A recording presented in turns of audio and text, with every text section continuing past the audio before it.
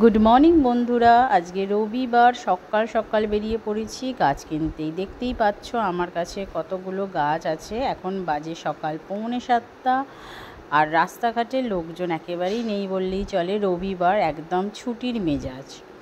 আর বাড়িতেও কেউ জানে না যে আমি এত সকাল সকাল গাছ নিতে বেরিয়েছি। তো বাড়ি গেলে সবাই দেখতে পাবে। তো তোমরাও চলো আমার সঙ্গে গিয়ে দেখবে যে কি কি গাছ আমি কিনলাম। তো চলো, এসে গেছি বাড়িতে, মানে একবারে ঘরের মধ্যে। মানে এতটাই রোদ, এতটাই গরম, আমার সাহসে কোলালো না যে ছাদে বসে এগুলোর আমি গাছগুলোকে টবেতে লাগাই। তো দেখো, এটা যাচ্ছে অপরাজিতা গাছ, মানে ডবল অপরাজিতা গাছ, একটা ব্লু একটা হোয়াইট কালার।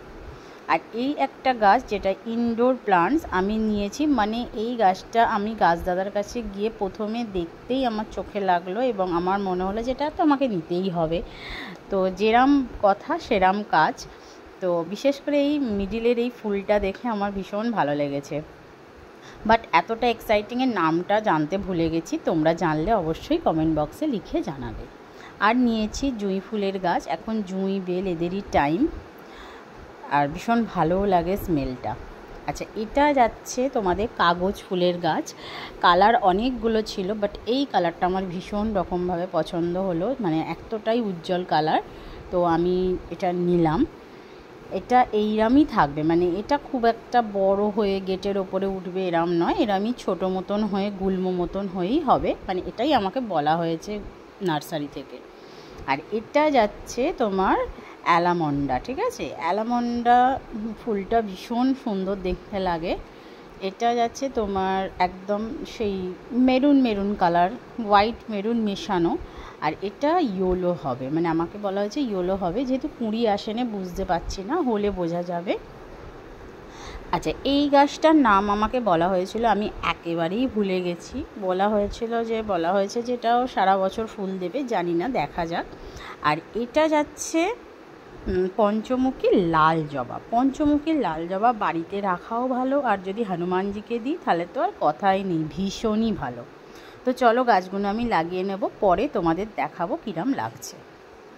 এবার আমি চলে এসেছি রান্নাঘরে। অনেক গাছ হলো, এবার রান্না করতে হবে। তো রবিবার, তো বাড়িতে মোটামুটি সবাইকারই বায়না থাকে যে রবিবারে একটু কিছু স্পেশাল হবে, তো আমাদেরও হবে। তোমাদের সঙ্গে সেটাও আমি শেয়ার করব। এখন যেটা করছি সেটা হচ্ছে ওআরএসের জল খাচ্ছি। না, আমার শরীর ঠিকই আছে, বাট এত গরমে এত রোদে ঘেমে গিয়ে যেটা হয় সেটা হয় আমার প্রেশারটা একটু সবসময় লো থাকে। তো ডক্টর বলেই দেয় যে আমাকে গ্রীষ্মকালটায় একটু ওআরএসের জল খেতে, এবং এটা যে কোনো মানুষই করতে পারো, খুব একটা কোনো খারাপ কিছু নয়, নুন চিনির জলের থেকে কিন্তু ভালো। তো এটা আমি একটুখানি খেয়ে নিই সবসময় গ্রীষ্মকালেতেই। তো চলো, এবার রান্না করার সময় তোমাদের সঙ্গে দেখা হচ্ছে। এই যে চলে এলাম সব রান্নার সামগ্রী নিয়ে, দেখতেই পাচ্ছ। আশা করছি তোমরা একটু একটু বুঝতেও পারছো। দেখো, এখানে আমের চাটনি হবে, স্যালাড কাটা হয়ে গেছে, মাংস কষা হবে, আর তার সঙ্গে কি হবে দেখাবো কি হবে। তো চলো এখন দেখে নাও। আমের চাটনি করার সময় যেটা করছি সেটা হচ্ছে কড়াইতে জল দিয়ে নিয়েছি, কড়াইতে জল দিয়ে একটু সামান্য নুন দিয়ে নিচ্ছি, তারপর এর মধ্যে আমগুলো দিয়ে দেবো। আমি সবসময় আমের চাটনি করলে এইভাবেই করি, মানে একটু আমের জলটাকে ফেলে দিই, কেন অনেক আমেতে কষা ভাব থাকে, তো সেটা কেটে যায়। তো আম একবারেই সেদ্ধ হয়ে গেছে, এবার আমি এটাকে ছেঁকে নেব। তো এবার যেটা করব সেটা হচ্ছে যে কড়াইটা বসাবো, কড়াইটা বসিয়ে তার মধ্যে সাদা তেল আমি দিয়েছি, আর 5 ফোড়ন দিয়ে নেব। তোমরা কেউ সর্ষে ফোড়নও দিতে পারো, এটা যে যার মতন করে করতে পারো। এবার আমগুলো এর মধ্যে দিয়ে নিয়ে একটু সামান্য ভাজা ভাজা করে নেব, একটু জাস্ট নাড়াচাড়া করে ভাজা ভাজা করে নেব। আমটা যেহেতু প্রথম থেকেই সেদ্ধ করা, তো পরে অনেকক্ষণ সেদ্ধ করার কোনো ব্যাপার থাকে না, আর এতে আমটা খুব নরমও হয়। এবার এতে একদম চিনি দিয়ে দিলাম, চিনি দিয়ে একটু নাড়াচাড়া করে নিয়ে তারপর আমি এর মধ্যে জল দেব। তো দেখো, আমের চাটনি একদম রেডি। এবার যেটা বলেছিলাম যে মাংসের সঙ্গে কি হবে, একদম এখনের ইউটিউবেতে হিট একটা কি বলবো আইটেম, সেটা হচ্ছে বাসন্তী পোলাও। মানে আমার ছেলেরা ইউটিউব দেখে, ইউটিউবেতে বিরিয়ানি বাসন্তী পোলাও দেখে, আর তখনই ওদের খেতে ইচ্ছা হয়। তো আমি ভাবলাম তাহলে চলো ঘরেতেই বানিয়ে ফেলি। তো তার জন্য যেটা করেছি, আমি গোবিন্দভোগ চাল নিয়ে ভালো করে ধুয়ে শুকনো করে নিয়েছি। এবার এতে আদা বাটা, গোটা গরম মশলা, তেজপাতা সব কিছু দিয়ে নিচ্ছি। আর এবারেতে এর মধ্যে যেটা দেব সেটা হচ্ছে কিছুটা নুন। মানে নুনটা একদম পরিমাণ মতন তোমাদের কিন্তু দিতে হবে। নুন চিনি আমি সবসময় বলি, এটা যে যার পরিমাণ মতন দেবে তোমরা। এবার দেব কেওড়া জল। আমি আমার মতন করছি, তোমরা করে দেখবে, আমাদের ভীষণই ভালো লাগে, তোমাদেরও ভালো লাগবে। এটা যাচ্ছে রোজ ওয়াটার। অনেক কেউ বাসন্তী পোলাওতে কাঁচা লঙ্কা দেয়, বাট আমি দিই না, আমার বাচ্চারা খেতে পারে না। আর এটা যাচ্ছে ফুড কালার। তোমরা এই ধরনের কেকে ইউজ করার ফুড কালারই ইউজ করবে, অন্যান্য হার্মফুল ফুড কালারগুলো অ্যাভয়েড করে চলাই ভালো। আর বেশ কিছুটা ঘি, মানে এতে একটু বেশি পরিমাণে ঘিটা দিয়ে নিতে হবে, আমি আর পরে ঘি দিই না। এটা যাচ্ছে জয়িত্রী। এবার এর মধ্যে দিয়ে দেব কয়েক ফোঁটা, মানে 1 থেকে 2 ফোঁটা আতর। চলো এবার এটাকে ভালো করে মেখে নিতে হবে, একদমই ভালো করে, মানে বেশ ভালোভাবে মেখে নিতে হবে, মানে চালের গায়ে যাতে পুরো মশলাগুলো, পুরো কালারটা সব কিছু ভালোভাবে মিক্সড হয়ে যায়।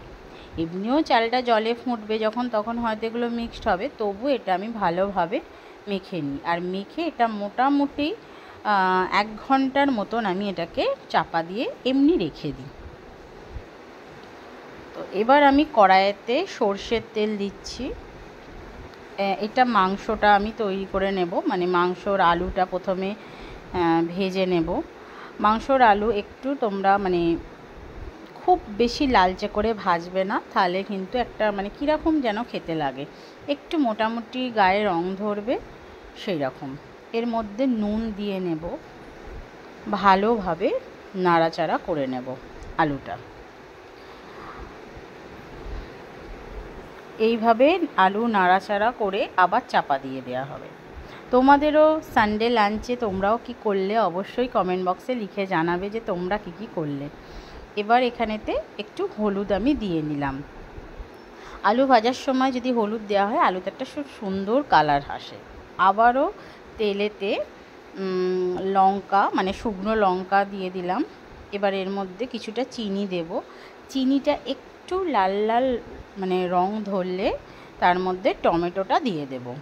তোমরা যদি এই মানে টমেটোটা যদি মানে তেলেতে দিয়ে দাও চিনি লাল লাল হওয়ার সঙ্গে সঙ্গে, তাহলে মাংসে কিন্তু একটা খুব সুন্দর লাল লাল কালার আসে।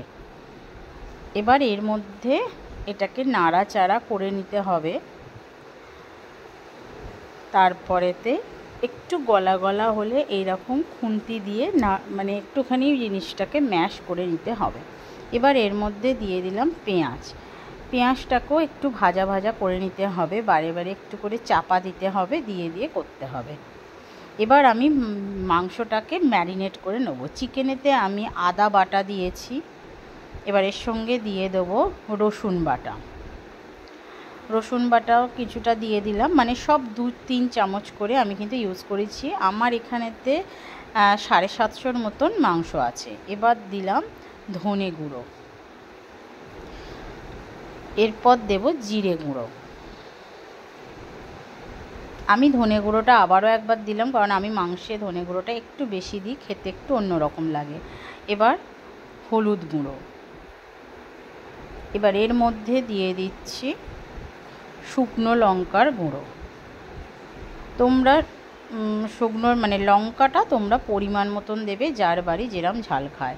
আমি একটু কাশ্মীরি লঙ্কার গুঁড়ো দিলাম, কারণ যেহেতু কষা কষা হবে, একটু লাল লাল হলে ভালো লাগে খেতে। এবার দিয়ে দিলাম নুন। এরপর এর মধ্যে দিয়ে দেব কিছুটা কাঁচা সর্ষের তেল। এবার এটাকে নিয়ে ভালোভাবে মেখে নেব, একবারে সুন্দর করে মেখে নেব, যাতে প্রত্যেকটা মাংসের গায়ে মশলাটা মেখে যায়। ভালোভাবে আমি মেখে নিলাম। দেখো একদম মাখা রেডি। এবার এটাকেও আমি কিছুক্ষণ ছেড়ে দেব, মানে যতক্ষণ পেঁয়াজটা ভাজা হচ্ছে ততক্ষণ ছেড়ে দেব। দেখো পেঁয়াজটাও এখানে বলতে গেলে আমার একদম ভাজা ভাজা হয়ে গেছে। এবার আমি মাংসটা এর মধ্যে দিয়ে নিলাম। মাংসটা দিয়ে ভালোভাবে নাড়াচাড়া করে নেব। মানে এমনভাবেই তোমরা এটা করবে, মানে যাতে আলুটাও সেদ্ধ হয়, মাংসটাও সেদ্ধ হয়, সেইভাবেই কিন্তু গ্যাসটাকে রেখে কাজ করবে। আচ্ছা, এবারে এখানেতে বাসন্তী পোলাওটা আমি গ্যাসে বসিয়ে দিয়েছি। একটু বাসন্তী পোলাওয়ের চালটা আমি গ্যাসটা প্রথমে জ্বালিয়ে নিয়ে একটু নাড়াচাড়া করে নেব, মানে একেবারেই দুবার তিনবার, মানে জাস্ট একটু নাড়াচাড়া করে নেব। খুব যে একবারে ভাজা ভাজা করতে হবে এরম নয়, কারণ এতে কি হয়, ভাতটা একটু কম গলে, একটু প্রথমে ভেজে নিলে। এবার আমি এখানেতে যেহেতু 3 কাপ চাল নিয়েছিলাম, তো সেই কাপেরই মাপের, মানে যে কাপের মাপে আমি চাল নিয়েছিলাম সেই কাপের মাপেই কিন্তু আমি জল নিয়েছি। তো রেশিওটা এরম হয়, যত কাপ চাল তার ডবল কাপ জল, মানে 3 কাপ যদি আমি চাল নিয়ে থাকি তাহলে 6 কাপ জল দিতে হবে। কিন্তু আমি সবসময় 1 কাপ জল কম দিই, পরে দরকার হলে আবারও দিই। তো এবার আমি এটাকে চাপা দিয়ে দিলাম, আর গ্যাসটাকে একদম মোটামুটি লো টু মিডিয়ামে রাখবো। এখানেতে আমার মাংসটাও আস্তে আস্তে হচ্ছে। দেখো অনেকটাই জল বেরিয়েছে, মাংসের জলেতেই কিন্তু মাংসটা সিদ্ধ হবে। এইভাবে আস্তে আস্তে করে মাংসগুলোকে মানে নাড়াচাড়া করে দেয়, মানে মশলা যেন পুড়ে না যায় মাংসে, তাহলে মাংস একেবারেই খেতে ভালো হয় না। আবারও চাপা দিয়ে দিলাম। দেখো উফ, আস্তে আস্তে কালারটাও আসছে। এবার আমি এর মধ্যে আলু দিয়ে দেব, আলুটা দিয়েও নাড়ব। মানে দেখো পুরো রান্নাটাই কিন্তু মাংসর জলেতেই আমি করছি, এতে টেস্টটা ভীষণ ভালো হয়। মানে কষতে কষতে খুব বেশি জল দেবে না, যদি খুব মানে তোমাদের মশলা ধরে যায় তাহলে অল্প পরিমাণ দেবে, তবে খুব বেশি জল দেবে না। দেখো এখানেতে আমার পোলাও রেডি। বাসন্তী পোলাও কিন্তু বলতে গেলে হয়ে এসেছে, একদম সিদ্ধ হয়ে গেছে। দেখো কি সুন্দর সিদ্ধ হয়েছে।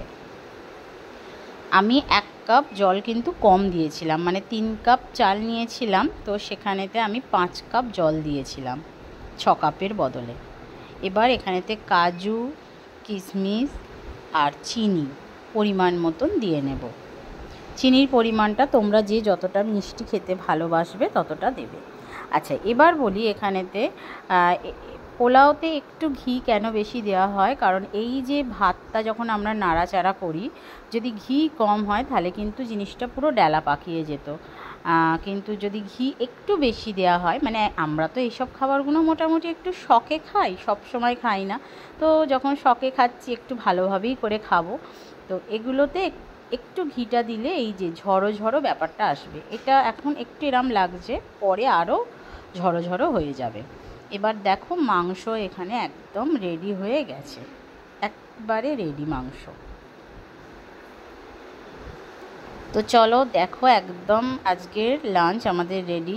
চিকেন কষা, একদম বাসন্তী পোলাও একদম রেডি, আর এখানে চাটনি আর স্যালাড একদম রেডি। আজকে সানডে স্পেশাল। দেখো আমি তখনই বলেছিলাম যে বাসন্তী পোলাওটা আরও ঝড়ো ঝড়ো হয়ে যাবে, মানে এটা একটু স্ট্যান্ডিং টাইম দিলে অটোমেটিক ঝড়ো ঝড়ো হয়ে যায়। দেখো একেবারেই ঝড়ো ঝড়ো, কিন্তু এটা যখন তোমরা পাতে দেবে একেবারেই কোনো কারোর সঙ্গে কেউ লেগে থাকবে না। তো দেখো আর কালারটাও খুব সুন্দর এসেছে। তো আবারও বলছি, তোমরা মানে তোমাদের সানডে লাঞ্চ কি হয়েছে একটু কমেন্ট বক্সে সবাই লিখে জানাবে যে তোমাদের সানডে লাঞ্চে তোমরা আজকে কি খেলে। আচ্ছা, এবার আমি দেখো চিকেনের কালারটা এসেছে, দেখো একদম চিকেন কষা, লাল লাল চিকেন কষা, ভীষণ সুন্দর, একবারে মনের মতন করে রবিবার মানেই হচ্ছে সবাইয়ের একটা ছুটির মেজাজ, আর রবিবার মানেই হচ্ছে ভালো মন্দ খাওয়ার দিন। দেখে না, ওহ গ্রেভিটা দেখো। তো চলো আজকের লাঞ্চ তোমাদের দেখিয়ে দিলাম যে কী হয়েছে। বাসন্তী পোলাও, তার সঙ্গে স্যালাড, আমের চাটনি আর চিকেন কষা। একদম সানডে লাঞ্চ রেডি। চলো নেক্সট ভিডিওয়ে আবার দেখা হবে। কার কিরাম লাগলো অবশ্যই কমেন্ট করে জানাবো।